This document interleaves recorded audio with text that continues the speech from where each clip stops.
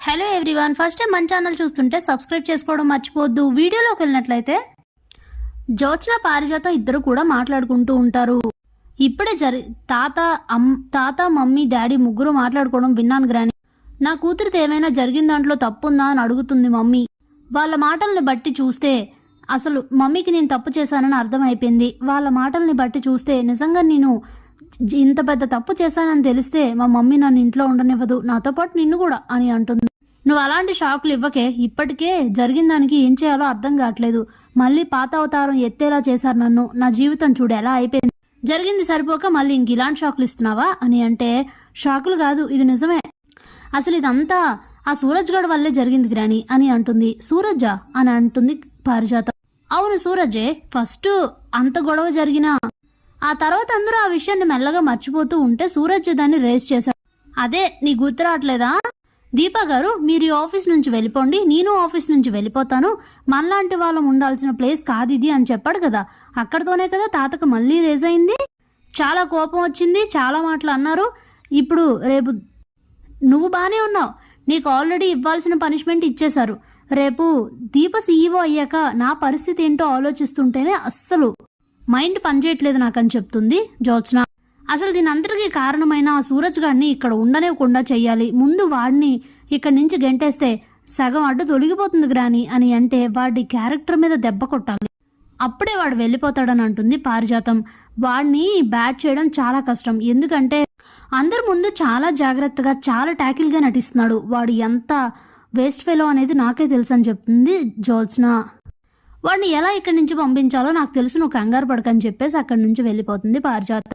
ఇక నేరుగా సూరజ్ దగ్గరికి అయితే వస్తుంది.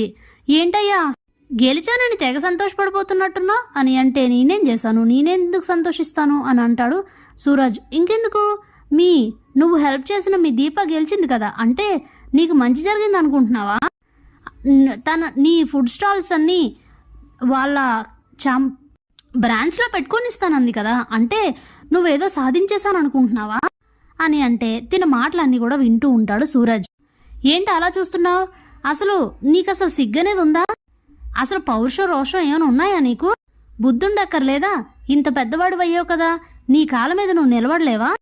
ఎవరో చేసే ప్రచారం అంటే మా రెస్టారెంట్లో తీసుకొచ్చి నీ ఫుడ్ స్టాల్స్ పెట్టుకుంటే తప్ప నువ్వు ముందుకు వెళ్ళలేవా? అందుకేనా తీసుకొచ్చి మా రెస్టారెంట్స్తో టైఅప్ అయ్యావు? అంటే నీకు అసలు సత్తాయే లేదా అని అయితే మాట్లాడుతూ ఉంటుంది. అప్పుడే సూరజ్, ఇక చాలా ఆపుతారా, మీరు పెద్దవారు, నేను ఎలా పడితే అలా మాట్లాడితే మర్యాదగా ఉండదు. మీరు ఎందుకు వచ్చారో, అసలు ఏ ప్లాన్ మీద వచ్చారో నాకు బాగా తెలుసు. ఏంటి, నేను మీకు జ్యోత్స్న చేసే ఆలోచనలకి అడ్డంగా ఉన్నానని నన్ను ఇక్కడి నుంచి పంపించేయమని, దానికోసమే ఇలా మాటలు అనమని జ్యోత్స్న పంపించిందా? మీరు అనుకునేవి ఎప్పటికీ జరగవు, ఎందుకంటే ఇక్కడ ఉన్న వాళ్ళందరూ మంచివాళ్ళు, మీరు తప్ప. మీ ఇద్దరు భర్తం పట్టే వరకు ఇక్కడి నుంచి వెళ్ళేదే లేదు అని అంటే, అది అని మాట్లాడబోతూ ఉంటుంది పారిజాతం. మీరు ఇంకా ఎక్కువ మాట్లాడారు అనుకోండి, నేను ఈ విషయం తీసుకెళ్ళి శివనారాయణ గారికి చెప్తాను, ఆ తర్వాత మీ ఇష్టం అనేసరికి, అమ్మో ముసలాడుకా, ఇప్పటికే ముసలాడు పెద్ద పనిష్మెంట్ ఇచ్చాడు, అప్పుడు ఇంకా పెద్దదవుతుంది, వద్దులే అని చెప్పి అక్కడి నుంచి వెళ్ళిపోతుంది పారిజాతం. ఇక జరిగింది వెళ్ళి జ్యోత్స్నకైతే చెప్తుంది. అప్పుడే జ్యోత్స్న, చెప్పాను కదా గ్రాని, వాడు చాలా పెద్ద చెత్తదవని ముందే చెప్పానా, వాడు తాటాకు చెప్పులకు భయపడే టైప్ కాదని అయితే చెప్తుంది. ఇక ఇంతలో ఉదయం అవుతుంది. దీప ఆఫీస్లో బాధ్యతలు తీసుకుంటుంది సీఈఓగా. ఇక అందరూ కూడా హ్యాపీగానే ఫీల్ అవుతారు. తర్వాత సూరజ్ అయితే ఆఫీస్ నుంచి బయటకు వచ్చి ఫోన్ మాట్లాడుతూ ఉంటాడు. సూరజ్ అయితే దక్షిణామూర్తితో ఫోన్ మాట్లాడుతూ ఉంటాడు. నువ్వు అనుకున్నవన్నీ జరుగుతాయి తాత, నేను ఈ 2 కుటుంబాలే దగ్గర చేస్తాను కదా, నువ్వు టెన్షన్ పడకు, అంతా నేను చూసుకుంటాను, మళ్ళీ నీ కూతురుతో నిన్ను నాన్న అని పిలిపిస్తాను, నువ్వు టెన్షన్ పడకనైతే చెప్తాడు. ఆ ఫోన్ పెట్టి వెనక్కి తిరిగి చూసేసరికి దీపా కార్తిక్ అయితే ఉంటారు. ఒక్కసారిగా షాక్ అయిపోతాడు సూరజ్. అప్పుడే కార్తిక్ అయితే, నిజం చెప్పు, నువ్వెవరు అని అడిగితే, ఇక నేను దక్షిణామూర్తి కొడుకునైతే చెప్తాడు. షాక్ అయిపోతారు ఇద్దరు. ఏంటిది, నువ్వు కూడా మోసం చేయడం, నీకు కూడా మోసం చేయడం తెలుసా, నేను మొదటిసారి చూస్తున్నానని అంటాడు. మీరేం కంగారు పడక్కర్లేదు, నేనేమీ మోసం అనుకోకుండానే జరిగింది తప్ప కావాలని నేను మీ ఫ్యామిలీలోకి రాలేదు. జ్యోత్స్నతో గొడవ అనుకోకుండానే జరిగింది. అలా మీ ఫ్యామిలీలోకి నేను వచ్చిన తర్వాతే నాకు ఈ విషయం తెలిసింది తప్ప నాకు ముందే తెలియదు మీరు ఈ పలానా శివనారాయణ గారి ఫ్యామిలీ అని చెప్తాడు. ఇక వీళ్ళిలా మాట్లాడుకుంటూ ఉండగానే జ్యోత్స్న అయితే శివనారాయణ తీసుకుని అక్కడికి వస్తుంది. శివనారాయణ కూడా ఈ మాటలు వినేలా చేస్తుంది. అప్పుడే శివనారాయణ అయితే చాలా జాగ్రత్తగా రెచ్చగొడుతుంది జ్యోత్స్న. చూసావా తాత, మొదటి నుంచి బావ దీప ఇద్దరు కూడా సూరజ్కి సపోర్ట్గానే ఉన్నారు. అంటే మీ కోపాన్ని కూడా పక్కన పెట్టేసి అంటే మీ కోపాన్ని, మీ మాటల్ని అన్నింటినీ పక్కన పెట్టేసి ఆ దక్షిణామూర్తి తాతతో చేతులు కలిపారు, వాళ్ళతో కలిసిపోయారని అయితే చెప్తుంది. అప్పుడే కార్తీక్ అని గట్టిగా అరుస్తూ అక్కడికి వస్తాడు శివనారాయణ. తాత విన్నాడా అని కంగారు పడుతూ ఉంటారు ముగ్గురు. మీరేం కంగారు పడక్కర్లేదు, నేను మొత్తం వినేశాను. ఏంట్రా నువ్వు చేసిన పని, నువ్వు దక్షిణామూర్తి మనవడవా అని చెప్పి సూరజ్ని అయితే ఒకటి కొడతాడు.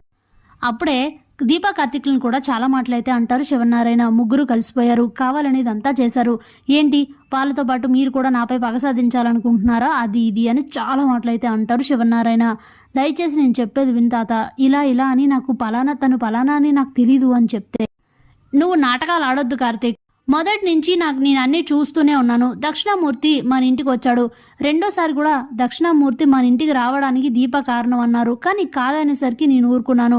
నువ్వు తీసుకెళ్లి దాన్ని హాస్పిటల్లో జాయిన్ చేసావు, ఇంక ఇలా చాలా జరిగాయి. ఇప్పుడు సూరజ్ని దీపే ఆఫీస్కి తన్ని తీసుకొచ్చింది.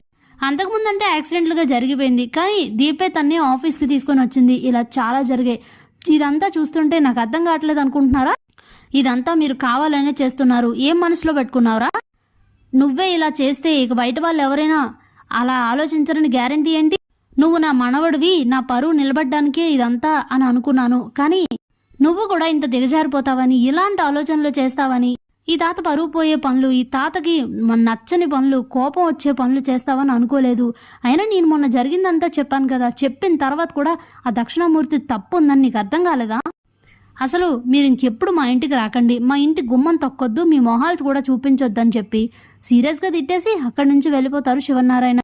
అప్పుడే జ్యోత్స్న నవ్వుకుంటూ ఉంటుంది. బాగుందా, ఇప్పుడు మొత్తం ముగ్గురు వెళ్ళిపోతారు, నేను కోరుకున్నవన్నీ జరగబోతున్నాయి, నాకు మీ ముగ్గురు పీడ పోయినట్టే, పొండి అని అయితే నవ్వుకుంటూ వెళ్ళిపోతుంటే, అప్పుడే కార్తీక్ అయితే, హలో పెద్ద మేడం ఆగండి, ఈ మంట అంతా పెట్టింది మీరేనని నాకు తెలుసు, కానీ మీరేదో అనుకుంటే అది అయిపోతుందని మాత్రం అస్సలు ఎక్స్పెక్ట్ చేయొద్దు.